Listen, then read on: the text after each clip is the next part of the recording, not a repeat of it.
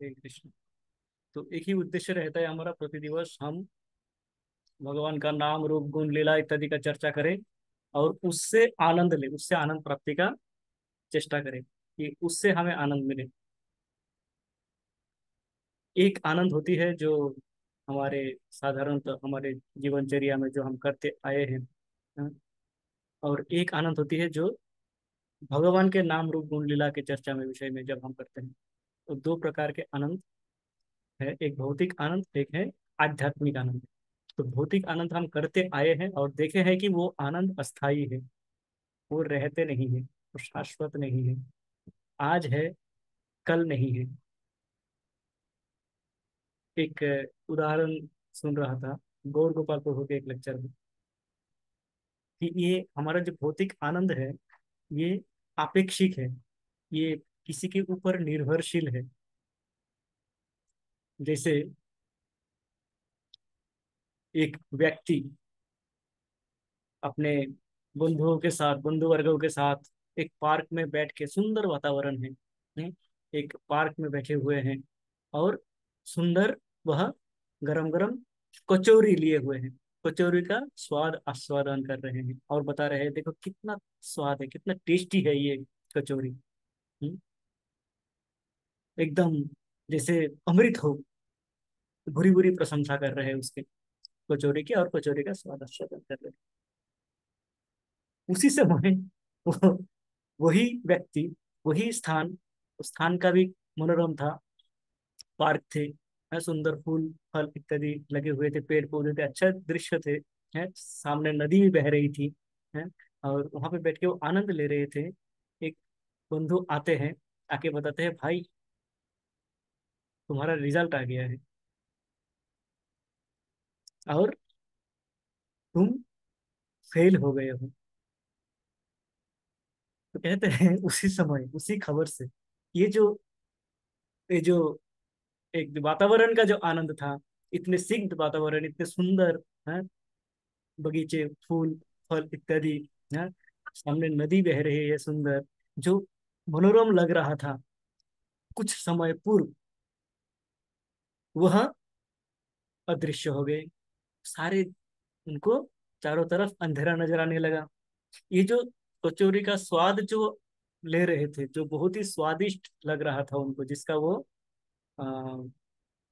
सबको उसका गुण वर्णन कर रहे थे कि देखो ये कितना अच्छा कचौरी है, कहाँ से आया है, किसने बनाया है, इसका गुण व्यक्त कर रहे थे, वो भी उसको कड़वा लगने लगा जैसे ही ये खबर मिली। तो इस प्रकार कहते हैं कि हमारी जो ये भौतिक आनंद है ये अपेक्षिक है। अभी जो अच्छा लग रहा है, कल वो, थोड़ी देर में वो अच्छा नहीं भी लग सकता है। आज जो व्यक्ति मुझे अच्छा लग रहा है, कल वही व्यक्ति मुझे अच्छा नहीं लग सकता है। कारण कारण मेरे पसंदों के साथ, मेरे अनुकूल परिस्थिति में यदि वो ना हो तो हम बोलेंगे कि वो अच्छा नहीं हो, ठीक नहीं, वो व्यक्ति अच्छा नहीं। तो ये भौतिक विचार। आध्यात्मिक विचार क्या है? वहाँ शाश्वत आनंद है, भगवान के कथा में शाश्वत आनंद है। यदि हम इन भौतिक विषयों से ऊपर उठ सकते हैं तो, यदि हम भौतिक विषयों से ऊपर उठ के उनको त्याग करके हम भगवान का विषय में चर्चा करने लगे, यदि हम भौतिक विषय से आसक्ति को कम करके भगवत भक्ति के विषयों में आसक्ति बढ़ाने लगे, तो क्या होगा, धीरे धीरे हमारी ये जो आनंद है, ये आनंद स्थायी, क्षणिक ना होके ये स्थायी होते रहेंगे, उसका स्थायित्व बढ़ता रहेगा, वृद्धि पाता रहेगा। और ये भागवतम का चर्चा करना, ये भी कहते हैं, पुराण में कहते हैं कि जन्मांतरे कृतम पुण्य तदा भागवतम लभेत। जन्मांतरे, जन्म जन्मों के बाद, जन्मों के अंतर, एक जन्म दूसरा जन्म तीसरा जन्म, जन्म जन्मों के बाद कृतम पुण्यम, जन्म जन्मों में जो हम पुण्य कार्य करते आए हैं, संचय करते रहते पुण्य, उससे क्या होता है हमें, तदा भागवतम लभेत, तब जाके हमें भागवत की प्राप्ति होती है। तो भागवत कोई ऐसे ही नहीं आ जाते हैं, हम किसी को भागवत देने जाएंगे तो भी हम दे नहीं पाएंगे यदि उनके जीवन में कोई संचित पुण्य ना हो। संचित पुण्य होगी तो ही उनको भागवतम में रस आने लगेगा, अन्यथा रस नहीं मिलेगा भागवतम में। और ये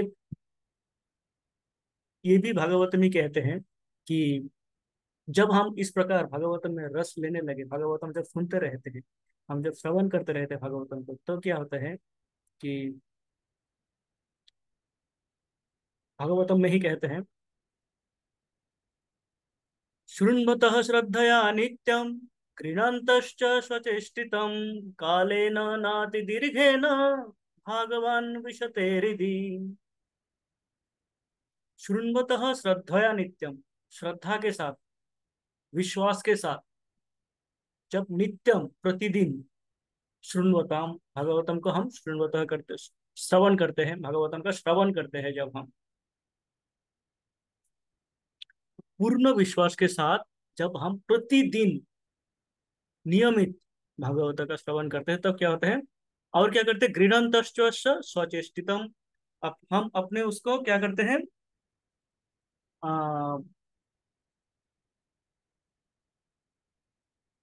ग्रहण भी करते हैं उसको, ग्रहण करते हैं उसको, एक्सेप्ट करते हैं उसको, है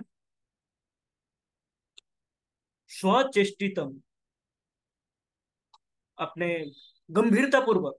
ऐसा नहीं कि बस मन किया एक दो श्लोक सुन लिया, या किसी ने कुछ कहा था, कहा हाँ हाँ हाँ हाँ हाँ करके सुन लिया ऊपर ऊपर से, और हमने सोचा कि हमने भागवतम श्रवण कर लिया।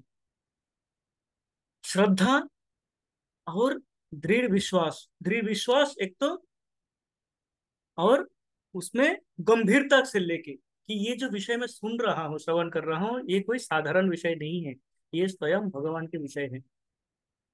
उस हिसाब से जब हम इसको श्रवण करेंगे, है, तो क्या होगा, काले न नाति दीर्घे न, ना अति दीर्घे न, अति दीर्घ, दीर्घ लंबा, है, अति दीर्घ खूब लंबा, अत्यंत लंबा, और ना अति दीर्घ है न, बोला है कि अति दीर्घ बहुत समय की आवश्यकता नहीं है, काले न अर्थात समय, अधिक समय की आवश्यकता नहीं है, कि क्या होगा, भगवान विशते हृदि, भगवान आके उसके हृदय में आके बस जाएंगे, स्थान लेंगे, हैं, भगवान आके वहां पे उदित होंगे उनके हृदय में। तो ये है भागवत श्रवण का अ, फल। इसलिए हम भागवतम का श्रवण करते हैं, भगवान के विषय में श्रवण करते हैं, भागवतम का श्रवण अर्थात भगवान के विषय में श्रवण, भगवान के नाम रूप गुण लीला धाम इत्यादि के विषय में जो हम चर्चा करते हैं वो है। और वो श्रवण होना चाहिए श्रद्धया और स्वचेष्टितम, श्रद्धया अर्थात पूर्ण विश्वास के साथ में होना चाहिए, वो कंप्लीट फेथ के साथ में होना चाहिए, और स्वचेष्टितम, सीरियसली उसको श्रवण करना चाहिए, गंभीरता पूर्वक श्रवण करना चाहिए।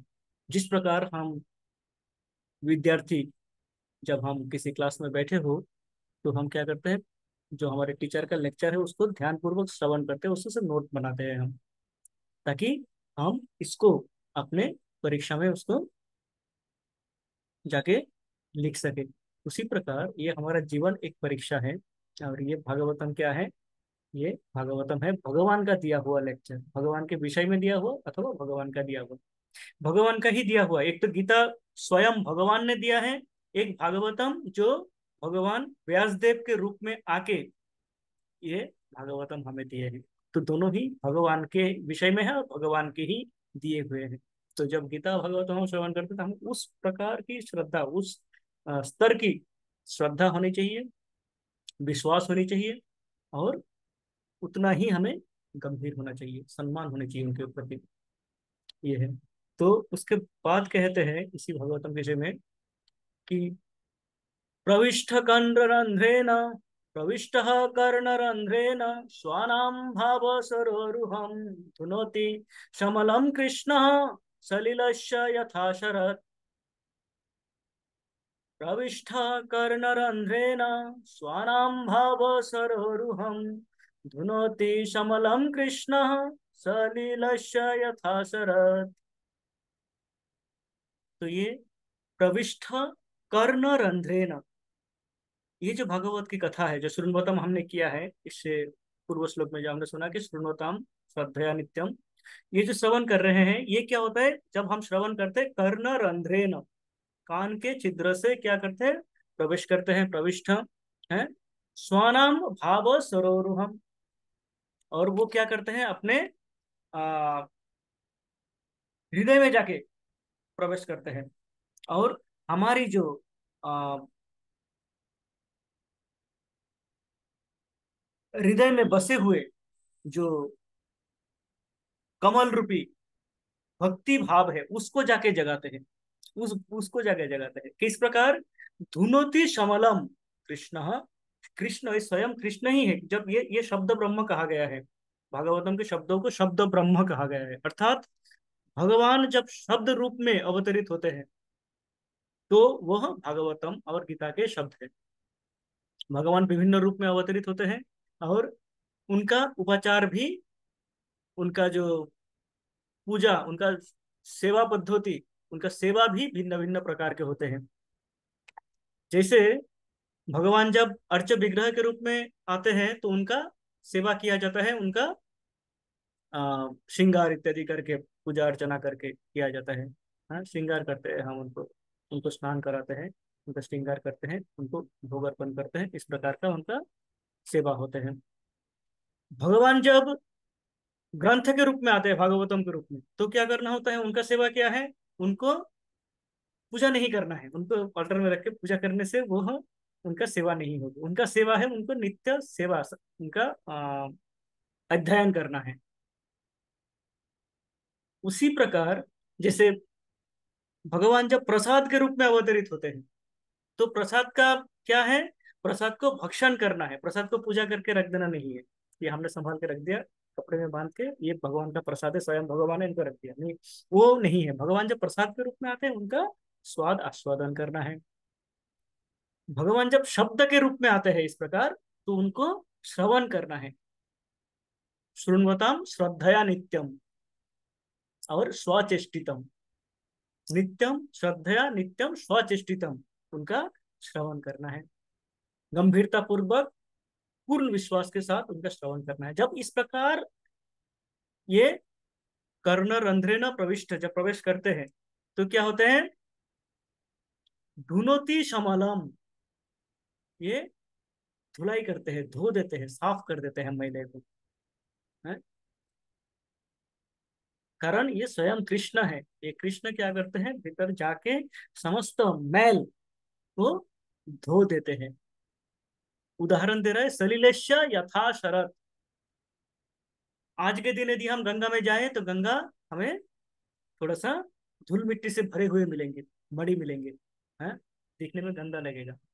वही शरद काल में जब जाएंगे हम, अक्टूबर नवंबर में, नवंबर दिसंबर में, तो क्या होगा, वहां एकदम निर्मल जल, नीचे जमीन दिखेंगे गंगा के ऊपर से। ऋषिकेश में लक्ष्मण झूला के ऊपर से खड़े होके जब गंगा को देखते हैं, उस समय अक्टूबर नवंबर में, अक्टूबर से दिसंबर तक क्या दिखता है, एकदम नीचे के जमीन तक दिखते हैं, इतना साफ।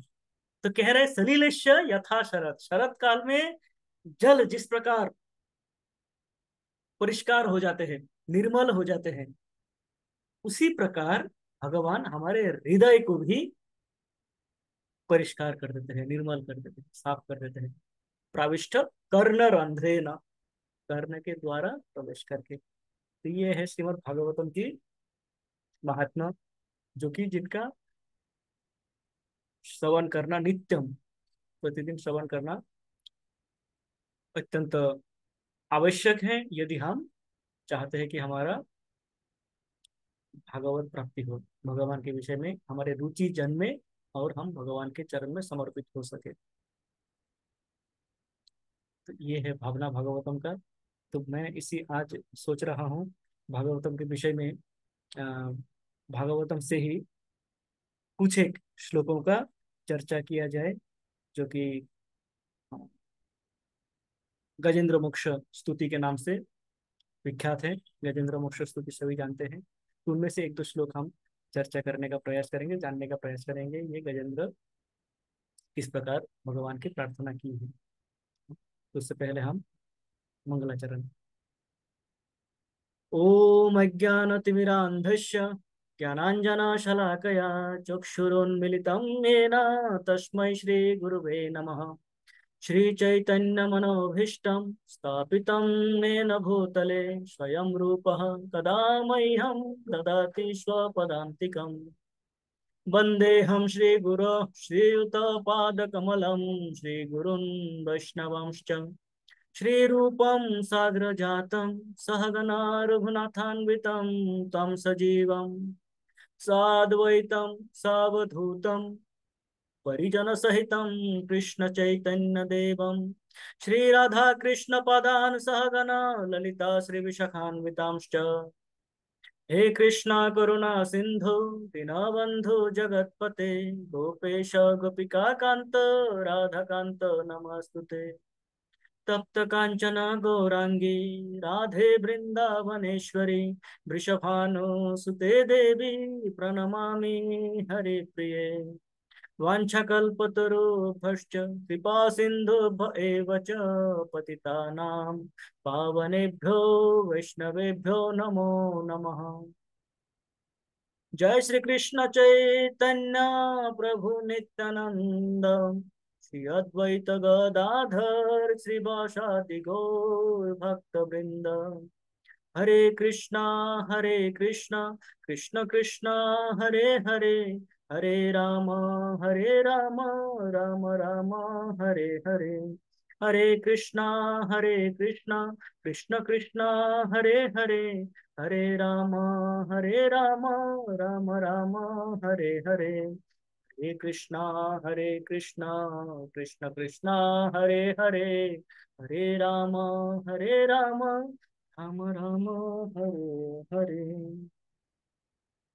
हरे कृष्ण। ये प्रार्थनाएं श्रीमद् भागवतम में प्रार्थ कहा जा सकता है कि श्रीमद् भागवतम प्रार्थनाओं का ही पुस्तक है। कारण इसमें एकाधिक प्राय सभी स्कंध में एक से अधिक प्रार्थनाएं हैं। हमने कुंती महारानी की प्रार्थनाएं सुनी, वृत्रासुर की प्रार्थनाएं हैं, गजेंद्र की प्रार्थनाएं हैं, ब्रह्मा जी स्वयं अपराध करते हैं और भगवान को प्रार्थना करते हैं, इंद्र की प्रार्थनाएं हैं। इस प्रकार देखा जाए तो आदि से अंत तक प्रार्थनाएं उससे भरे हुए हैं। और प्रार्थनाओं में क्या है तो बताते हैं कि ध्रुव महाराज का प्रार्थनाएं हैं, प्रहलाद महाराज का प्रार्थनाएं हैं। वह क्या कहते हैं कि साधारणतः हम जो करते हैं प्रार्थनाओं में, प्रार्थना का अर्थ जैसे मैं बाल्यकाल में समझता था कि प्रार्थना अर्थात कुछ मांगना, भगवान ये दे दो वो दे दो, है? हमारी सुख सुविधा के लिए द्रव्य इत्यादि का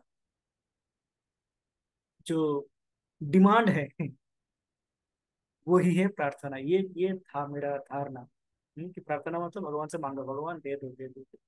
पर यहाँ पे दिखाते हैं, श्रीमद् भागवतम दिखाते हैं कि मांगना नहीं है, भौतिक वस्तु कोई नहीं मांग रहा है। सारे प्रार्थनाओं का जो स्वर है वो एक ही है कि मुझे ये नहीं चाहिए वो नहीं चाहिए, न नाक पृष्ठ न च पारमेष्ठयम। वृत्रासुर प्रार्थना कर रहे हैं कि मुझे ध्रुवलोक नहीं चाहिए, है मुझे ब्रह्मलोक भी नहीं चाहिए, नहीं मुझे ये मर्त्यलोक चाहिए, नहीं पाताल लोक चाहिए, मुझे किसी का आधिपत्य नहीं चाहिए, है मुझे बस आपसे विरह नहीं चाहिए, मैं मुझे आपका साथ चाहिए, है मुझे आपके दासानुदास, आपके दास के दास बनना है।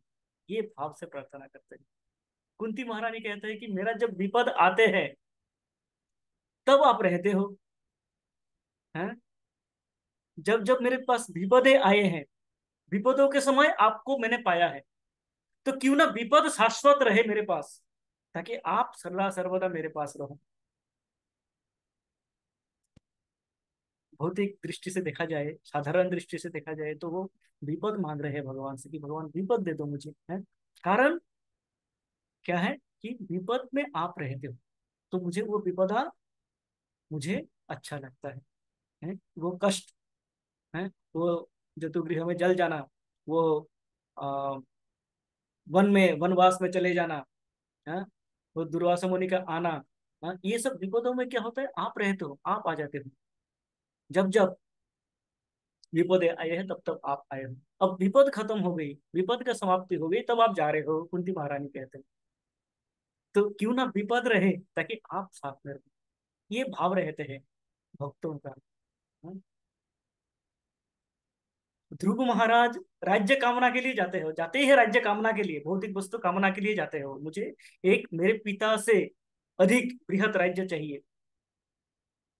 पर जब भगवान सामने खड़े हो जाते हैं तो क्या कहते हैं कि कांचन विचिन्मन अपि दिव्य रत्न, मैं तो कांच के टुकड़ा मांगने आया था, जो आप मिल गए मुझे आपके सामने।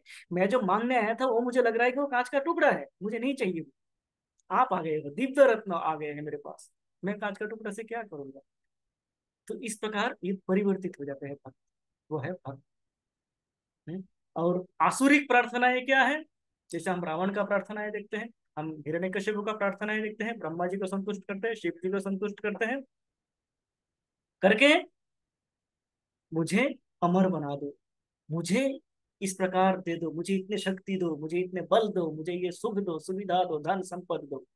तो धन संपद मांगने की जो प्रार्थना है वो आसुरिक है, दिखाते हैं शास्त्र कि ये आसुरिक प्रार्थनाएं हैं, असुरगण करते हैं। और उनको चाहिए होता है ये, जो कि क्षणिक है, देखते हैं रावण भी नहीं रहे और हिरण्यकशिपु भी नहीं रह पाए। तो भक्तों की प्रार्थना क्या है कि मुझे कोई भी भौतिक वस्तु नहीं चाहिए, मुझे आप चाहिए। तो यहाँ पे गजेंद्र की प्रार्थना की हम चर्चा करेंगे आज। गजेंद्र की प्रार्थना भी इसी प्रकार के है। गजेंद्र की हम थोड़ा सा कथा सुनते हैं। गजेंद्र जो कि उनके पूर्व जन्म में वो थे महाराज इंद्रद्युम्न, तमिल प्रदेश में वो महाराज इंद्रद्युम्न के नाम के राजा थे, बहुत ही धार्मिक राजा थे। धर्म से अपना राज्य पालन किया और यथा समय वह वानप्रस्थ ले लिए, वन में चले गए, राज्यभार अपने पुत्र पौत्र इत्यादि को अर्पण करके वह चले जाते हैं अपने वानप्रस्थ आश्रम में, वन में जाते हैं, वहां पे जाके वो कुटिया बना के भगवान का पूजा आराधना में व्यस्त रहते हैं। भगवान के आराधना, एक बार वो भगवान के पूजा कर रहे होते हैं, उस समय ध्यान में मग्न रहते हैं, उस समय अगस्त्य ऋषि वहां पे उपस्थित होते हैं उनकी कुटिया में। और वह जब उनको बुलाते हैं तो वो सुन नहीं पाते हैं, क्योंकि वो ध्यान मग्न रहते, पूजा में व्यस्त रहते, उस समय आ नहीं पाते, उनका आदर सत्कार नहीं कर पाते हैं ऋषि का, अगस्त्य ऋषि का। तो अगस्त्य ऋषि क्रोधित होके इनको श्राप देते हैं। तो श्राप देते हैं कि तुम उस प्रकार एक हाथी की प्रकार, जैसे तुम गज के जैसे तुम मंद बुद्धि हो, गज को मंद बुद्धि कहा जाता है, कि तुम उसके जैसे मंद बुद्धि हो, है। तुम एक अतिथि तुम्हारे घर में आए हुए हैं, तुम उनका सत्कार नहीं कर रहे हो, तुम उनके ऊपर ध्यान नहीं दे रहे हो, तुम कहाँ खोए हुए हो, है। उनको श्राप देते हैं कि तुम अभी हाथी की योनि प्राप्त करोगे। तो भक्तों की ये भी एक गुण दिखाते हैं, जब इस प्रकार शापित होते हैं तो महाराज इंद्रदुम्न इसका प्रतिकार अथवा उसका प्रतिरोध नहीं करते हैं। क्या आप कैसे मुझे यह श्राप दे सकते हो, उनके पास अधिकार था, कारण वो कोई ऐसे कोई साधारण कार्य में लिप्त नहीं था, भगवान के ध्यान मग्न थे इसलिए सुन नहीं पाए। तो वो कर सकते थे, वो प्रतिशोध उसका उसका प्रत्युत्तर दे सकते थे, उल्टा श्राप दे सकते थे कि आप किस प्रकार मुझे श्राप दे सकते हो, मैं तो भगवान की सेवा में लिप्त था। हमारे साथ होता है ऐसा, हम भगवान का कोई कार्य करते रहते, किसी सेवा में रहते हैं, कोई आके मुझे डिस्टर्ब करता है तो हम हम तो क्रोधित हो जाते हैं, मैं भगवान की सेवा कर रहा हूँ, कैसा कोई काम कर रहा हूँ क्या, है, आप उस समय मुझे डिस्टर्ब कर रहे हो, इस समय मुझे इससे क्रोधित हो रहे हो। पर शास्त्र बताते हैं कि भक्त जो शुद्ध भक्त है वह विचलित नहीं होते हैं। तो महाराज इंद्रदम्न ने इसको ग्रहण किया कि आपने ये श्राप दिया है, ये भगवान ने आपसे दिलवाए हैं, और ये अवश्य ही मेरे शुद्धिकरण के लिए होंगे। वो उसको ग्रहण करते हैं, वो बताते हैं कि मैं, क्योंकि मैं ज्ञानतः आपको अवज्ञा नहीं किया, क्योंकि मैं ध्यान मग्न था इसलिए मैं सुन नहीं पाया, पर आपने जो श्राप दिया है वह मैं सहृदय ग्रहण करता हूँ। उसको ग्रहण करते हैं वो, उसको मानते हैं। तो उनको हाथी के योनि प्राप्त होती है, तो बोलते हैं गजेंद्र, गजराज बनते हैं। गजराज बन के वो अपने संगी साथियों के साथ में जल क्रीड़ा के लिए जाते हैं। जल क्रीड़ा के लिए सरोवर में जब वह स्नान कर रहे होते हैं, उस समय एक मगरमच्छ आके उनका पाँव पकड़ लेता है। आदि माधवी माता जी। हरे कृष्ण प्रभु जी, दंडवत प्रणाम। तो प्रभु जी, वो राजा का नाम क्या बताया? इंद्रदुम? इंद्रद्युम्न। इंद्र? इंद्रद्युम्न। अच्छा, इंद्रदुम। महाराज इंद्रद्युम्न है, ये इनका वर्णन है भागवतम के अष्टम स्कंध चतुर्थ अध्याय में इनका वर्णन है। तृतीय अध्याय में, अष्टम स्कंद। अष्टम स्कंध के, अष्टम स्कंध के तृतीय अध्याय में ये प्रार्थना है गजेंद्र का स्तुति, और चतुर्थ अध्याय में ये स्टोरी वर्णन है, उनके पूर्व जन्म की स्टोरी वर्णन है। ये जी जो प्रभु। मगरमच्छ जो पकड़ते हैं, ये मगरमच्छ रहते हैं एक गंधर्व, उनका नाम रहता है हुहू। उनको भी श्राप मिलते हैं। ये क्या कर रहे होते हैं गंधर्व, गंधर्व जल क्रीड़ा कर रहे होते हैं अपने अपने स्त्री संगी के साथ, और उस समय देवल ऋषि जा रहे होते हैं। देवल ऋषि को वो अवज्ञा करते हैं, उनका सम्मान नहीं देते, उनके सामने ही वो अपने क्रीड़ा में मस्त रहते हैं। तो देवल ऋषि उनको श्राप देते हैं। अच्छा, नो सॉरी सॉरी, इसमें वो जल क्रिया करते हैं, देवल ऋषि भी स्नान कर रहे होते हैं, और वो अपने गंधर्व क्या करते हैं, अपने कुहू गंधर्व अपने जो स्त्री संगी है उनके साथ जल क्रिया कर रहे होते हैं, जल में स्नान कर रहे होते हैं और उन क्रिया में मस्त रहते हैं। उस समय जब देवल ऋषि स्नान कर रहे होते हैं, वो जाके जल के नीचे जाके देवल ऋषि के पाँव में चूटिए काटते हैं, पाँव पकड़ लेते हैं, खींच लेते हैं इस प्रकार। तब देवल ऋषि उनको श्राप देते हैं कि तुम जाके जल में इसे जाके कार्य करते हो जो कि मगरमच्छ के कार्य है, तुम अभी मगरमच्छ बन जाओ। तो वो मगरमच्छ बन जाते हैं, क्रोकोडाइल बन जाते हैं। पर जब प्रार्थना करते हैं तब देवल ऋषि कहते हैं, जब गजराज का मोक्ष होगा, उद्धार होगा, उसके साथ में तुम्हारा भी उद्धार हो जाएगा। तो ये उनका पूर्व कथा है जो कि अष्टम स्कंध के चतुर्थ अध्याय में वर्णन है। तो ये महाराज इंद्रद्युम्न जो गजेंद्र बनता है, वह गजेंद्र जल क्रीड़ा कर रहे होते हैं अपने और हाथी संगी साथियों के साथ में। उस समय ये जो मगरमच्छ बना हु गंधर्व ये जाके उनके पाँव पकड़ लेते हैं। अब अवस्था का परिवर्तन किस प्रकार होते हैं, वह जल क्रीड़ा कर रहे होते हैं, एकदम आनंद में होते हैं गजेंद्र, हैं उनके आज्ञा से समस्त हाथी का समाज चलते हैं, किसी से उनको डर भय नहीं होता है, वह अत्यंत आनंद की स्थिति में होते हैं उस समय। और अचानक आके पकड़ लेते हैं मगरमच्छ पाँव में, और अपना लड़ाई करते हैं, छुड़ाने का प्रयास करते हैं, पर छुड़ा नहीं पाते हैं। लड़ाई उनका चलता रहते हैं, उनके संगी साथी ऊपर चले जाते हैं, सरोवर से ऊपर चले जाते हैं, वह लड़ते रहते हैं, पर छुड़ा नहीं पाते हैं। जब लड़ते लड़ते थक जाता है एकदम, तो देखते हैं कि मुझसे और होगा नहीं।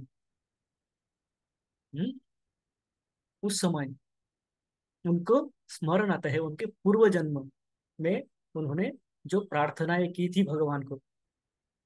एक हाथी को प्रार्थना आना नहीं चाहिए, पर उनको पूर्व जन्म का जो उनका कृति है वह उनको स्मरण आ जाता है भगवान की कृपा से, और वो उस समय भगवान की वह स्तुति प्रारंभ करते हैं, जो कि अष्टम स्कंध तृतीय अध्याय में वर्णन है।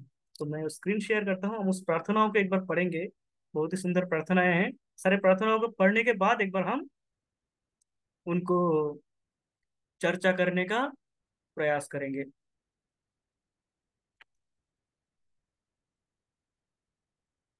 कृष्ण।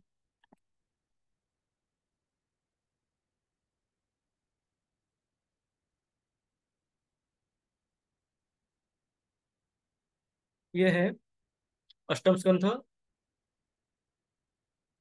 तृतीय अध्याय, Gajendra prayer of surrender. Gajendra प्रार्थना करते हैं।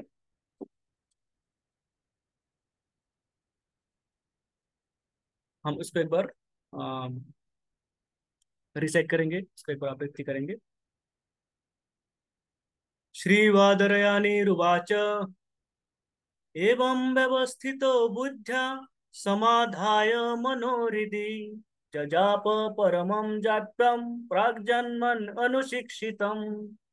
श्रीगजेन्द्र उवाच ओम नमो भगवते तस्मै यत एतच्चिदात्मकं पुरुषायादिबीजाय परेशायाभिधीमहि यस्मिन् इदं यतश्चेदं येनेदं य इदं स्वयं य अस्मात् परस्माच्च परस्तं प्रपद्ये स्वयं भुवम् यः स्वात्मनीदं निजमाययार्पितं क्वचिद् विभातं क्वच तत्तिरोहितम् अविद्धद्रक्षाक्षुभयं तदीक्षते स आत्ममूलोऽवतु मां परात्परः कालेन पञ्चतमितेषु कृष्णषु लोकेषु पालेषु च सर्वहेतुषु तमस्तदासीद् गहनं गभीरं यस्तस्य पारेऽभिविराजते विभु न यस्य देवा ऋषया पदं विदुः जन्तु पुनः कोऽर्हतु गन्तुमीरितुम् यथा नटस्य कृतिभिर्विचेष्टतो दुरात्तयानुक्रमणा समावतु दिदृक्षवो यस्य पदं सुमङ्गलं विमुक्तसङ्गा मुनयः सुसाधव चरन्नलोकाव्रतमो व्रणम्बने भूतात्मभूतः सुहृदः समे गतिः न विद्यते यस्य च जन्म कर्म वा न नाम रूपे गुणदोष एव वा तथापि लोकात् पयसम्भवाय स्वमायया ताननुकालमृच्छति तस्मै नमः परेशाय ब्रह्मणे अनन्तशक्तये अरूपाय रुरूपाय नमो आश्चर्यकर्मणे नमो आत्मा प्रदीपाय साक्षिणे परमात्मने नमो गिरां विदुराय मनसाश्चेतसामपि सत्त्वेन प्रतिलभ्याय नैष्कर्मेण विपश्चिता नमः कैवल्यनाथाय निर्वाण सुख संविदे नमः शान्ताय घोराय मूढाय गुणधर्मिणे निर्विशेषाय साम्याय नमः ज्ञानघनाय च क्षेत्रज्ञाय नमस्तुभ्यं सर्वाध्यक्षाय साक्षिणे पुरुषायात्ममूलाय मूलप्रकृतये नमः सर्वेन्द्रियगुणं द्रष्ट्रे सर्वप्रत्ययहेतवे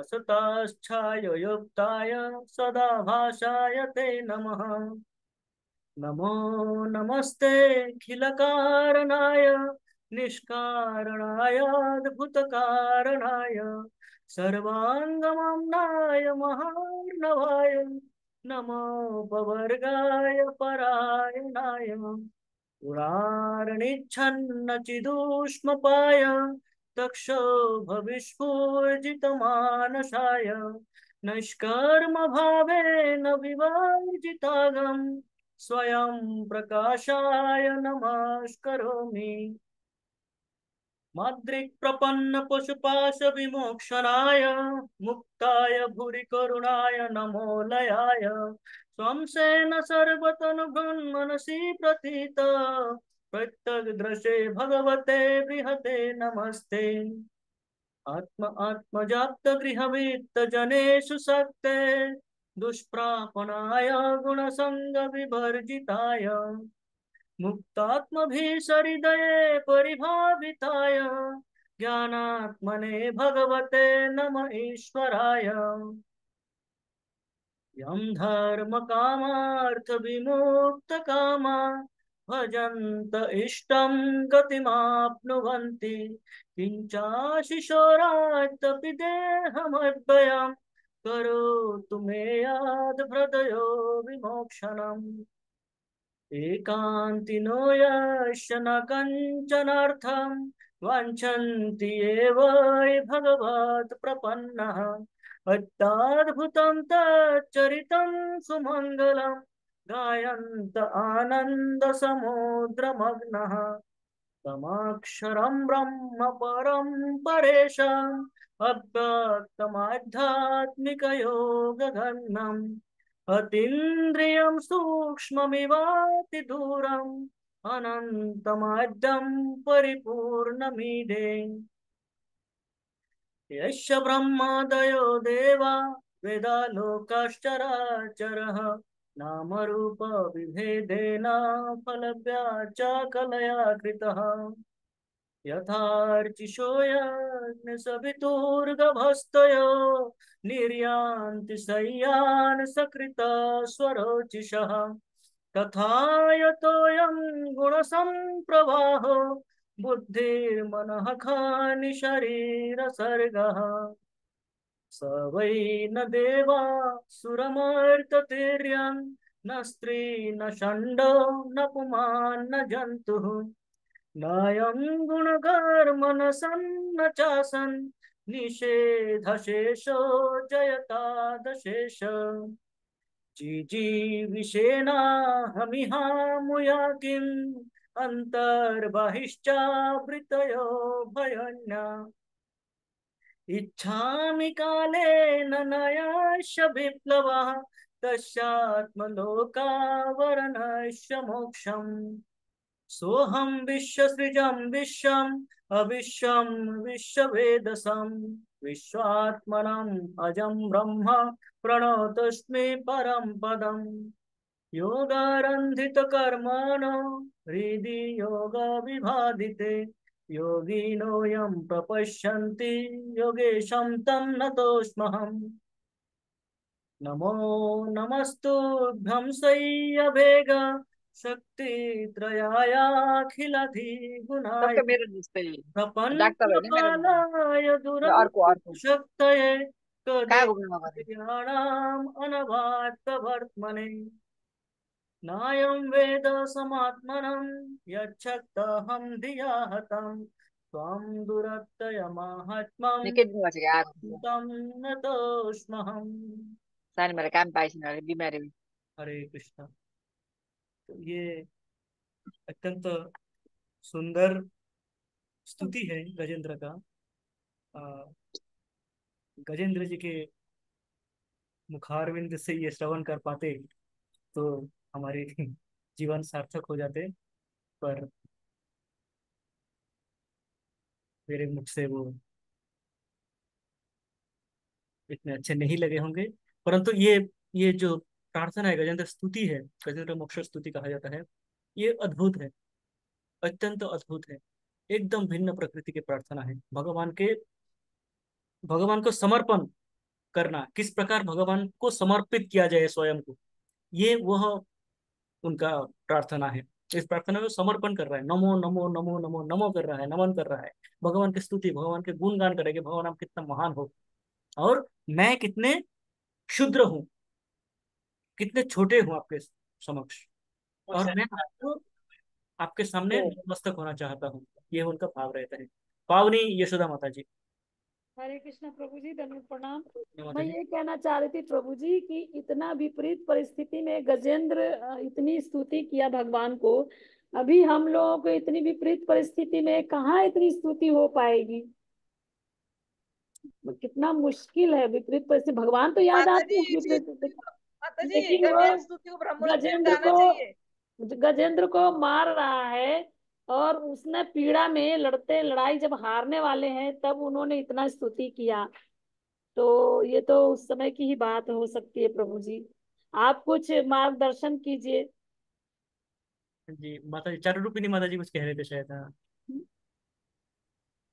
नो प्रभु जी, मैं कुछ नहीं अच्छा, कह किसी रही, ने मैं बीच ये में कह कुछ रही कहा थी कोई ये और। गजेंद्र को अपने इंदुलेखा आप माता जी मुक्ति कुछ का मार्ग इंदुलेखा दिखाया। माता जी, हाँ, वो माता जी कुछ कह रहे थे। हरे कृष्ण मत प्रभु जी, प्रभु जी स्तुति को ब्रह्म मुहूर्त में गाना चाहिए। हाँ, इस स्तुति को ब्रह्म मुहूर्त में मतलब उसका करना चाहिए सत्वन, भगवान को इसी स्तुति को अपने को गा के अर्पण करना है, हाँ हाँ समर्पण करना है, इसी को समर्पण करना है। हाँ इसमें लिखा हुआ है कि अंत समय में निर्मल बुद्धि भगवान देंगे, इस स्तुति का अंत में। हाँ हाँ। अगर ये कोई स्तुति मेरे को गा के समर्पण करता है तो उसको निर्मल बुद्धि देंगे अंत समय में भगवान। ब्रह्म मुहूर्त में गाना चाहिए, उठते ही सुबह में। हाँ हाँ हाँ हाँ, ब्रह्म मुहूर्त में गाए तो अच्छा है, किसी भी समय गा सकते हैं। गजेंद्र जी ने गाए थे जब वो विपद में थे, और अपने स्वयं के चेष्टा, जब देखा कि स्वयं चेष्टा किए, वो चेष्टा उनका विफल हो और गई। भगवान ने इसमें ब्रह्म मुहूर्त में ही बोला है प्रभु जी इसमें हाँ ये स्तुति को ब्रह्म मुहूर्त में ही बोला है। सुबह नाती भगवान को जिस स्तुति का सुनाएगा ना, उसको भगवान अंत समय निर्मल बुद्धि देंगे हाँ हाँ, अवश्य ब्रह्म भगवान मुहूर्त को। में गाना चाहिए। ब्रह्म मुहूर्त में, ब्रह्म मुहूर्त ऐसा शुभ मुहूर्त होता है, उसमें कोई भी कार्य करे वो अच्छा हाँ है। उसी में बोला है भगवान ने, नहा धो के सबसे पहले ये जो करेगा। हाँ, तो ये तो एक बात हुई माता जी, ये ठीक है कि हमें ब्रह्म मुहूर्त में ही गाना चाहिए। पर जब जीवन में विपद आए, जैसे माता जी ने बताया, पावनी यशोदा माता जी ने, जब हमारे जीवन में विपद आए, विपरीत परिस्थिति आए, तब साधारणतः हम बद्ध जीव, जैसे मैं बता सकता हूँ कि विपरीत परिस्थिति में हम क्या हो जाते हैं, हम क्रोधित हो जाते हैं या अत्यंत दुखी हो जाते हैं, और हम भगवान को भूल जाते हैं उस समय।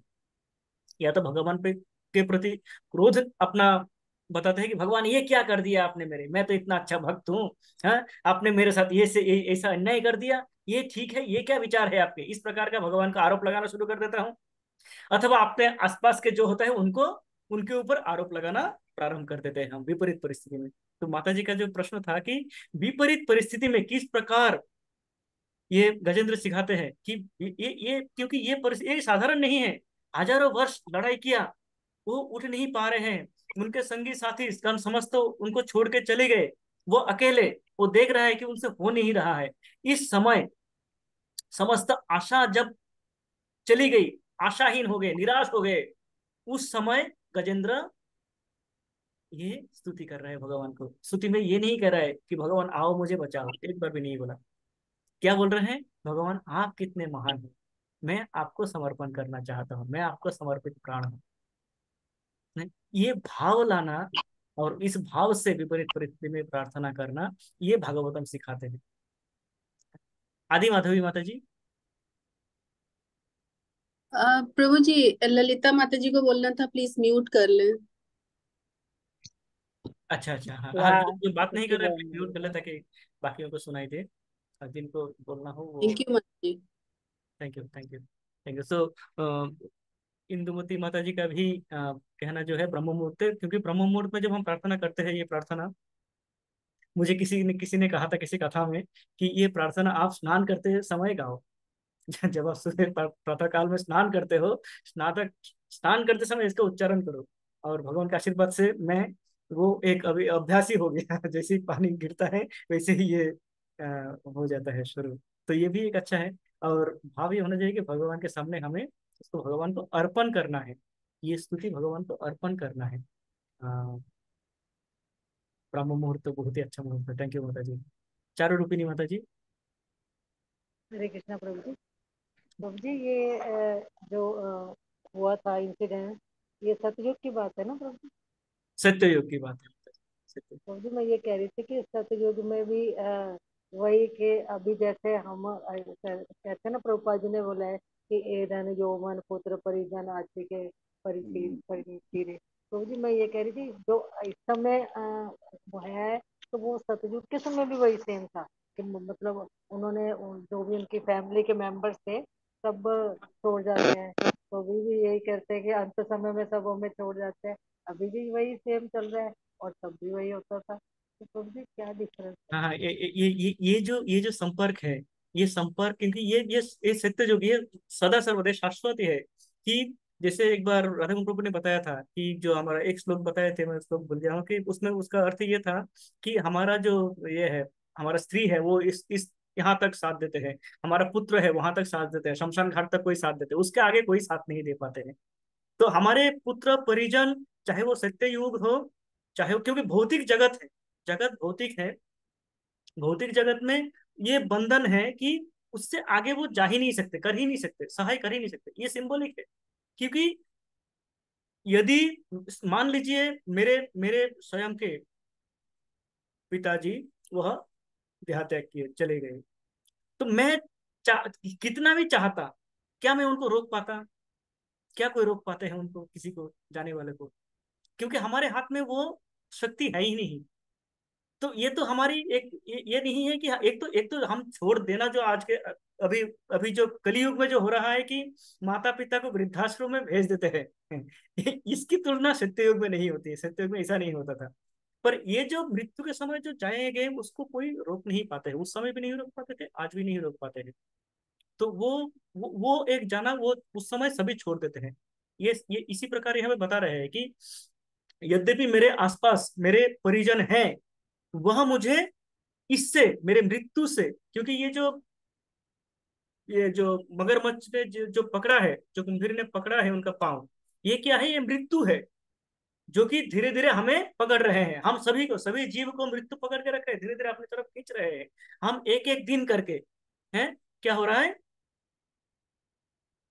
हैं, आयुर्हरति वै पुंसाम उदयन अस्त अयन असौ। सूर्य के उदय और अस्त के साथ हमारे एक एक दिन घट रहा है, सबके साथ हो रहा है भौतिक जीवन में। और ये जो मगरमच्छ है, इससे कोई हमारे परिजन हमें रोक नहीं सकते, बचा नहीं पाते। संजय सिंह प्रभु जी। हरे कृष्णा प्रभु जी। प्रभु जी। प्रभु जी, आपने सुर असुर की चर्चा की, तो क्या क्या ये वृत्तासुर सुर है कि असुर है? उसका तो आपने भक्तों में चर्चा करा है। जी जी।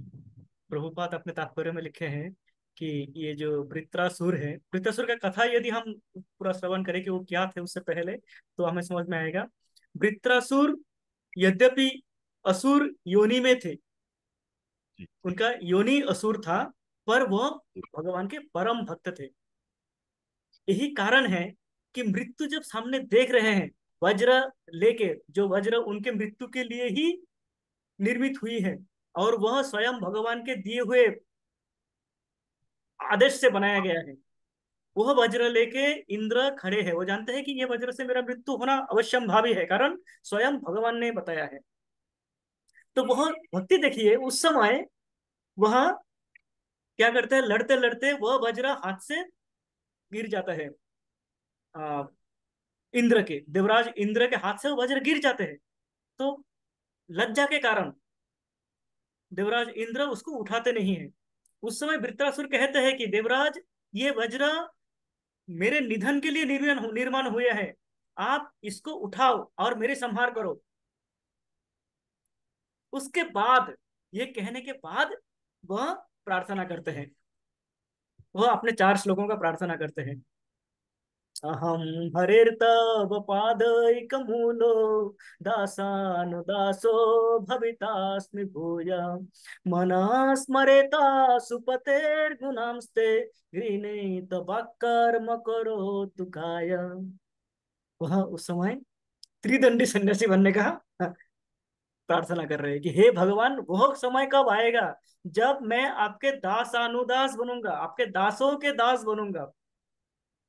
मृत्यु सामने खड़े हैं, उस समय बता रहे, हे भगवान, वो समय कब आएगा जब मैं आपके दासों के दास बनूंगा, और मेरे वाक कर्म, जैसे कल प्रभु जी बता रहे थे, मनसा कर्मणि वाचा।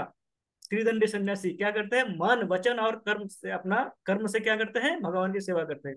तो मैं उस प्रकार कैसे, कब आपकी सेवा कर पाऊंगा, वो प्रार्थना कर रहे हैं भगवान है। बताइए भगवान, कब वो समय आएगा जब मैं आपको तन मन और वचन से आपकी सेवा कर पाऊंगा?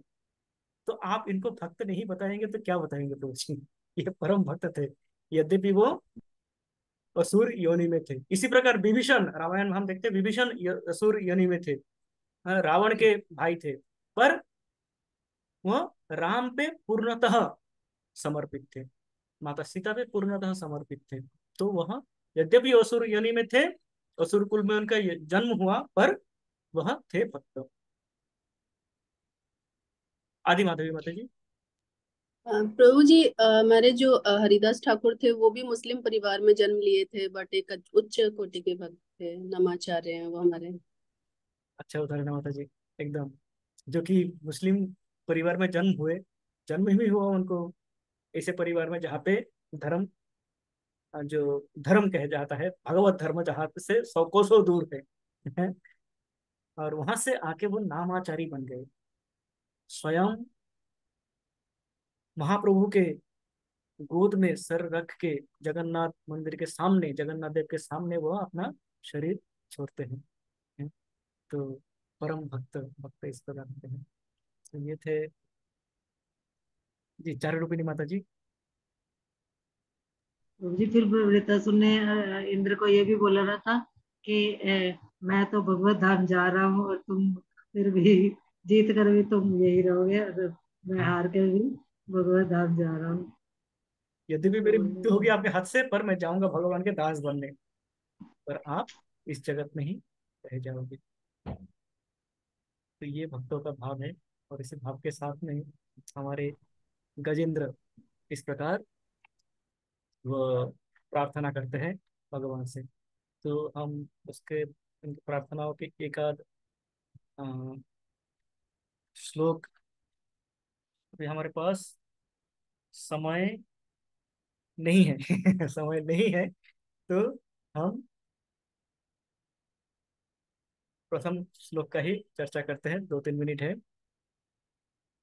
उसमें बताते हैं श्री बादरयानी उवाच। बादरयानी अर्थात सुखदेव गोस्वामी के विषय में बता रहे हैं कि सुखदेव गोस्वामी बता रहे हैं, एवं व्यवस्थितो बुद्ध्या समाधाय मनोहृदि जजाप परमं जाप्यं प्राग्जन्मन अनुशिक्षितम्। सुखदेव गोस्वामी प्रार्थना कर रहे हैं कि एवं व्यवस्थितो बुद्ध्या, एवं व्यवस्थित इस प्रकार स्थित थे जो गजेंद्र थे। गजेंद्र अपना पूर्ण चेष्टा प्रचेष्टा किया मगरमच्छ से छुटकारा पाने का, पर वह उससे नहीं निकल पाए, उसके पंजे से नहीं निकल पाए। तो क्या किया उन्होंने, अपने बुद्धि मनो हृदि, हम क्या किया, भगवान पे समर्पित किया। बुद्धिया अपने बुद्धि, मन बुद्धि और हृदय क्या किया, भगवान को पूर्णतः समर्पित किया। एक केंद्रित किया, समाधाय एक केंद्रित किया भगवान को। एक केंद्रित करके वह क्या कर रहे हैं, जजापो परमम जाप्यम। ये जो जाप है, ये जो कि परम मंत्र है, परम प्रार्थना है, इसको वह जजापो, वो उन्होंने इसको गाया, इनको वो जाप किया उस मंत्र का। ये परम मंत्र इनका जाप किया। और प्रश्न आएगा कि वह हाथी योनि में किस प्रकार ये सीखे, तो बता रहे हैं सुखदेव गोस्वामी की प्राग जन्मनि अनुशिक्षितम। वह पूर्व जन्म में जो सीखे हुए थे, जो कर रहे थे, हाँ, वह उनको इस जन्म में हाथी योनि में भी स्मरण आ गया। स्मरण आने के कारण वह ये जाप कर पाए। भगवत गीता में भगवान ने बताया है, इसलिए नेहाभिक्रमनाशोस्ति प्रत्यवाय न विद्यते स्वल्पम अप्यस्य धर्मस्य त्रायते महतो भयात्। इसका उदाहरण ये है, नेहाभिक्रमनाशोस्ति। भगवान में कहते हैं न इह अभिक्रम नाशो अस्ति। ये जो प्रचेष्टा है, ये जो भक्ति के कार्यों में जो प्रयास है, इसका कभी नाश नहीं होता है। न नाशो अस्ति, इनका नाश नहीं होते हैं। प्रत्यवायो न विद्यते, इनका क्षय भी नहीं होता है। भगवान कह रहे हैं नाश तो होते ही नहीं है। ये भक्ति मूलक कार्यों में जो भी आप पुण्य का अर्जन कर रहे हो, वह उनका क्षय भी नहीं होता है, सूखता भी नहीं है, घटता भी नहीं है। कह रहा है कि स्वल्पम अपि अश्य धर्मस्य, धर्म के कार्य, भक्ति के कार्य, भगवान के सेवा के कार्य जो भी आपने किया है, वो स्वल्प मात्रा में भी किया हो, त्रायते महतो भयात्। ये जन्म मृत्यु के जो महान भय है। भय क्या है, मृत्यु। महान भय क्या है, पुनर्जन्म पुनर्मृत्यु, पुनर्जन्म पुनर्मृत्यु, बार बार मृत्यु, ये महान भय है। तो एक बार हमें यदि मुक्ति मिल जाए इससे, जन्म मृत्यु, जन्म से मृत्यु होती है, जन्म होगी तो मृत्यु होगी, जातस्य ही ध्रुवं मृत्यु, जन्म होगी तो मृत्यु होगी, तो जन्म ही ना हो, मुक्ति मिल जाए इस चक्र से, हाँ, ये महान भय से क्या करते हैं, त्रायते, परित्राण दिलाते हैं। जिस प्रकार गजेंद्र को दिलाया, गजेंद्र क्या किया, ये स्तुति की और क्योंकि उन्होंने पूर्व जन्म में जो पुण्य किए थे, सुकृति किए थे, उस सुकृति के अनुसार उनको इस जन्म में ये स्मरण रह गया। वह भगवान को इस प्रकार स्तुति कर पाए और भगवान आए स्वयं। और कहते हैं कि भगवान जब स्वयं आए, गरुड़ पीछे रह गए, गरुड़ पीछे छूट गए, वो आगे आ गए। जैसे हम गाड़ी लेके जा रहे हैं स्पीड से, मेरे गाड़ी पीछे है, मैं आगे जा रहा हूँ, ऐसा कभी होगा नहीं। हाँ, पर भगवान के विषय में ऐसा होता है, भगवान गरुड़ पीछे छूट गए, उनकी गाड़ी पीछे छूट गई, वह आगे पहुंच गए, तेजी से आए और उनको उनकी रक्षा की, और वह अपने नित्य धाम लेके चले गए गजेंद्र। तो ये थी परम मुक्ति। तो इस प्रकार क्या किया कि हम थोड़ा सा, यदि थोड़ा सा भी जो भी हम धर्म के कार्य करते हैं, भक्ति मूलक कार्य करते हैं, भक्ति भाव से यदि करें, तो वह फिक्स डिपॉजिट की तरह संचित रहते हैं। और वो इस जन्म में नहीं तो अगले जन्म में, नहीं तो अगले जन्म में कभी तो वह फल देगा। इस प्रकार हमें महान भय से मुक्ति दिलाएगा हमें। तो इस स्तुति के साथ, इसी बात के साथ यहाँ पे समाप्त करते हैं। पावनी यशोदा माता जी। हाँ प्रभु जी, मैं ये कह रही थी कि गजेंद्र को तो स्तुति किए तो भगवान का धाम ले गए, भगवान तुरंत ही आकर के उनका उद्धार किया। बट जो मगरमच्छ था, उसको उसको भी तो भगवान ने उद्धार किया साथ साथ। तो मगरमच्छ ने तो स्तुति नहीं की थी। हाँ हाँ हाँ, तो मगरमच्छ ने, मगर जैसे बताया कि इसे चतुर्थ अध्याय में इसका वर्णन है कि जब देवल ऋषि ने उनको श्राप दिया, तब वो क्या किया, पश्चाताप में, उनके उनके मन में पश्चाताप हुआ, खेद हुआ, और वो स्तुति किए देवल ऋषि को कि ये मुझसे अत्यंत भयंकर अपराध हो गई है, अत्यंत बड़ा अपराध हो गया है। इस अपराध से, इस अपराध के कारण आपने जो श्राप दिया है, ये अवश्य ही मुझे आ, इसके भीतर से जाना पड़ेगा, पर आप मेरे मुक्ति का मार्ग रास्ता रास्ता मार्ग बताइए। हाँ, तो ये कहता है कि इस विषय में आपने सही अच्छा प्रश्न किया माता जी। कहते हैं जब हम किसी अपराध करते हैं, हैं, चाहे नाम अपराध हो चाहे वैष्णव अपराध हो, तो नाम अपराध यदि करते हैं तो नाम को हमें क्षमा याचना करना चाहिए। यदि हम कोई वैष्णव अपराध करते हो, तो उन वैष्णव से हमें क्षमा याचना करनी चाहिए, वो वैष्णव ही हमें उसका समाधान दे सकते हैं। जैसे हमने देखा महाराज अम्बरीश भी, दुर्वासा मुनि ने उनके ऊपर प्रति अपराध किया था, स्वयं विष्णु ने बोल दिया कि मैं मेरे सुदर्शन को रोक नहीं सकता, आप जिनके प्रति अपराध किए उनके पास जाओ, उनसे क्षमा मांगो। तो यहाँ पे वो हुहु गंधर्व क्या करते हैं, प्रार्थना करते हैं देवल ऋषि को, देवल ऋषि संतुष्ट होते हैं, फिर बोलते हैं कि ठीक है, जब गजेंद्र की मुक्ति होगी तो तुम्हारी भी मुक्ति हो जाएगी उस समय। तो गजेंद्र के मुक्ति के साथ में गजेंद्र के प्रार्थना से क्या होता है, ये मगरमच्छ भी मुक्त हो जाते हैं, वो भी अपने भगवान के लोक नित्य धाम में भगवान के धाम जाते हैं। जाते हैं वो। माता जी, वो गंधर्व लोग जाते हैं भगवान की परिक्रमा और उनसे आशीर्वाद लेके अपने लोक में चले जाते हैं, गंधर्व लोग। गंधर्व लोक में जाते हैं, अच्छा ठीक है। अच्छा, गंधर्व लोग जाते हैं। तो ये चतुर्थ अध्याय में इसका वर्णन है। इसका माता जी ने इंदुमती माता जी ने इसका अध्ययन किया हुआ है, मुझे भी। प्रभु जी माता जी रोज पढ़ती हूँ प्रभु जी। अच्छा, ठीक ठीक माता जी। तो यही है भक्तों का संग सानिध्य, कि यहाँ पे इस प्रकार के प्रश्न और इस प्रकार के उत्तर मिल जाते हैं। चारों रूपिणी माता जी। प्रभु जी ये भी तो कहा गया ना कि उन्होंने क्योंकि भक्त के चरण पकड़ लिए थे तो इसलिए उनका उद्धार हो गया। हाँ, ये तो है ही है। भगवान ने ये भी तो बोला है कि भक्त्या माम अभिजानन्ति तो कौन हाँ, सा भक्ति के चरण पकड़ लिए थे पर भक्ति भाव से नहीं पकड़े थे।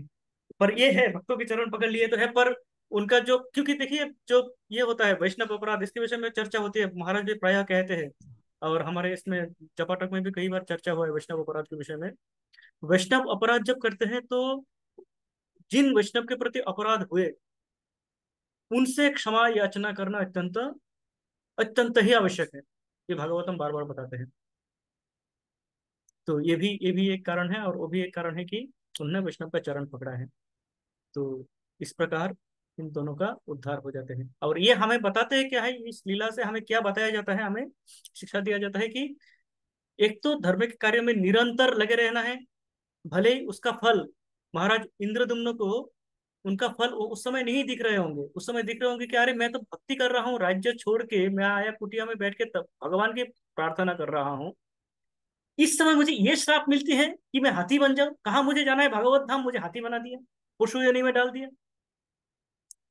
इनको पूर्ण विश्वास होता है भक्ति में। वह मानते हैं कि ये जो हुआ है ये भगवान की इच्छा से हुई है। मुझे यदि कोई डांट रहा हो इस समय है तो ये भगवान के इच्छा से हुई है। यदि मैं इस प्रकार मान के मन को शांत कर सकूं तो भगवान तुष्ट होंगे। नहीं तो मैं यदि प्रतिशोध की भावना में आ जाऊं तो क्या होगा? मैं जन्म जन्मांतर तक यही करता रहूंगा, यहीं पे रहूंगा। तो हाथी के योनि से ही इन महाराज इंद्रदुम्न को मुक्ति हो जाती है, कारण वो भगवान को पूर्ण विश्वास रखते हैं और वह मान लेते हैं। इसलिए उनको हाथी के जन्म से पुनः मनुष्य योनि प्राप्त करके पुनः भक्ति करके उनको जाने का आवश्यकता नहीं हुई। उसी योनि में इतना इतना वह हृदय से प्रार्थना करते हैं। मन और हृदय है, बुद्धि मन हृदय व्यवसाय, हाँ क्या बोलते हैं, एवं व्यवस्थितो बुद्धिया हाँ, मनोहृदि, मन हृदय और बुद्धि समाधाय भगवान पे केंद्रित करते हैं। केंद्रित करके वो प्रार्थना करते हैं जिससे कि भगवान तुष्ट होकर उनको यहाँ पे पहुंचाते हैं इस धाम को। आदि माधवी माता जी। प्रभु जी ऐसे कई बारी ऐसा हुआ है ना, जैसे प्रहलाद महाराज के साथ में हिरण्यकश्यप का हुआ है ना, और रावण का हुआ। राम ने स्वयं, प्रभु राम ने उनका उद्धार किया। तो आई थिंक वैष्णवों का संग करने मात्र से ही हम लोगों का लाइक कुछ तो हो सकता है। यस माता जी, क्योंकि जैसे बताते हैं, आपने सही पॉइंट बताया माता जी। जैसे कंस है, कंस का भी उद्धार हो गया। कारण एक होता है कि ये लोग, ये जो हिरण्यकशिपु हो, रावण हो, चाहे कंस हो, ये लोग भगवान को स्मरण कर रहे थे। जैसे शिशुपाल भी हो, भगवान को स्मरण कर रहे थे वो। देखिए, शत्रु भाव से कर रहे थे पर भगवान का स्मरण निरंतर कर रहे थे। कंस भय के कारण भगवान का दिन रात में 24 घंटा भगवान का स्मरण, भगवान को दिखता था। वो रात को सो नहीं पाते थे, सामने भगवान खड़े ऐसे दिखते थे वो, भय के कारण। हिरण्यकशिपु क्या करते थे? भगवान को ढूंढ रहे हैं, भगवान को ढूंढ के उनको हत्या करना है शत्रु भाव से। तो भाव कुछ भी हो, भगवान को ढूंढ रहे हैं वो। और भागवत में श्लोक है, भागवत में बताते हैं कि चाहे किसी भी भाव से हम भगवान को स्मरण करें, यदि हम निरंतर भगवान को स्मरण करें तो भगवान क्या करते हैं? मुक्ति देते हैं। पर वो मुक्ति का प्रकार भिन्न भिन्न होते हैं। इसीलिए कहते हैं सायुज्य मुक्ति, सालोक्य मुक्ति, सारूप्य मुक्ति, अलग अलग प्रकार के मुक्ति होते हैं। पर मुक्ति अवश्य ही मिलते हैं जब भगवान के विषय में चर्चा करते रहते हैं। प्रभु जी जैसे कि हम लोग जो सेवा करते हैं तो उसका जो फल रहता है वो शाश्वत है, या फिर उसके बिहाफ पे हमें जैसे स्वर्ग या नर्क प्राप्त होता है? जैसे टेम्पल में सेवा कर रहे हैं या कोई भी गार्लैंड सेवा है और कोई भी सेवा है, मतलब लाइक छोटी से लेके बड़े तक, तो उसका फल का मतलब क्या रहता है, किस तरीके से? भगवत गीता में 6ठ अध्याय में ही है ये, कि जब अर्जुन का भी यही प्रश्न था कि ये भक्तिमूलक कार्य करते करते मैं यदि पूरा नहीं कर पाऊँ, थोड़ा सा कार्य करूँ तो क्या होगा? तो वहां पे भगवान कहते हैं कि यदि आप जो भी पुण्य आपने अर्जन किया है उस पुण्य का फल भोग आप करोगे, स्वर्ग लोक या उस प्रकार के लोक में मिलेंगे। पर जब आप इसको क्षय होने के बाद जब आप पुनः मनुष्य योनि प्राप्त करोगे तो आपको बताता है शुचिताम श्रीमताम गेहे, है आपको या तो कोई एक शुचिवान, एक एक धर्म कर्म जहाँ पे जिस घर में हो रहा हो उस घर में आपके जन्म होगा, या श्रीमताम बहुत ही धनी, बहुत ही अमीर घर में आपके जन्म होगा। जहां से कि आप अपने भक्ति, जहां पे आपने यहाँ पे छोड़ के जा रहे हो, जो सेवा आपने किया, जहां पे छोड़ के जा रहे हो जिस लेवल से, उसी लेवल से आप पुनः प्रारंभ कर सकते हो। आपको वो एनवायरमेंट में मिल जाता है। उसके उदाहरण में प्रभुपाद तात्पर्य में लिखते हैं, इस 6ठ अध्याय में श्लोक संख्या मुझे याद नहीं है, लास्ट में किसी इसमें है तात्पर्य में प्रभुपाद लिखते हैं कि कृष्णा शंकर सिंह प्रभु। हाँ हरे प्रभु। दंडवत प्रणाम प्रभु जी। धन्यवाद प्रभु जी। आज आपको पता जानकारी था नहीं हमें ना क्या नेपाल के भक्तों के लिए थोड़ा हमें ओ क्षमा क्षमा दस चाहता पंद्रह हूँ, मिनट का वो सॉरी सॉरी। करना था, कल भी नहीं हो पाया। ओहो हो, नहीं सर, तो क्षमा चाहता हूँ मैं। ठीक है, मैं थोड़ा अपनी। देर हम कर सकते हैं, 10 15 मिनट। राधा कुंट्रो जी ने कुछ बताया था, जानते हैं? हाँ हाँ हाँ, ना बिल्कुल, मैं एकदम भूल गया, मैं सॉरी, मैं बहुत ही क्षमा चाहता हूँ हृदय से। मैं ये प्रश्नोत्तर में लग गया और मैं भूल गया हूँ। मैं ठीक है, मैं इसको स्टॉप करना है या आप यहीं से कंटिन्यू करेंगे प्रभु जी? हरे कृष्णा।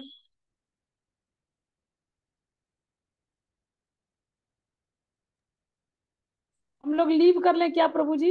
हरे हाँ कृष्ण, हम लोग लीव कर लें क्या? हाँ, ठीक है, तो नेपाल के भक्तगण रह जाएं और बाकी सब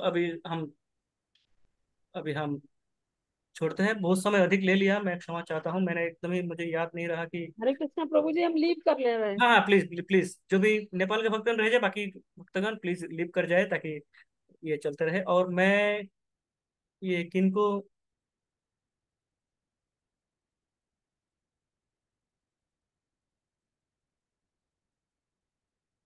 ओ सॉरी, हाँ, प्रभु जी ने मैसेज भी किया है। हरे कृष्णा प्रभु जी, सॉरी मेरा इंटरनेट डिस्कनेक्ट हो गया था। अच्छा हाँ। तो क्या है ना, नेपाल का टाइम यहाँ 8:45 हो गया, वहाँ 9 बज गए। हाँ हाँ प्रभु जी, मैं क्षमा चाहता हूँ, मैं यही बोल रहा था कि मैं बिल्कुल ही मेरे स्मरण से वो बाहर चला गया, मुझे बिल्कुल स्मरण नहीं रहा। पूरा फ्लो में थे आप, अच्छा है। तो शास्त्र में गए। अच्छा है। ठीक है कल प्रभु जी, तो आप कंटिन्यू कीजिए। मैं। नेपाल के भक्तों के लिए और लीड कर सकते हैं। हाँ, बाकी सब लीव कर ये हम जाए। थोड़ा, हाँ, अपने लोकल लैंग्वेज में सभी भक्तों को थोड़ा हिंदी में प्रॉब्लम होती है, तो हमारे लोकल लैंग्वेज में कर सकते हैं। आप लोगों की सेवा है वो, नहीं तो लीड कर सकते हैं। ठीक है प्रभु खास जी। करके पर्सनल बहुत हो गया भक्तों से, है ना, हाँ हाँ कैसा चल रहा है, क्या चल रहा है, इसी पे, है ना। तो होस्ट कौन, आप हैं प्रभु जी? होस्ट आप है ना? हाँ, मैं आपको होस्ट बना देता हूँ। अच्छा, ठीक है, ठीक है।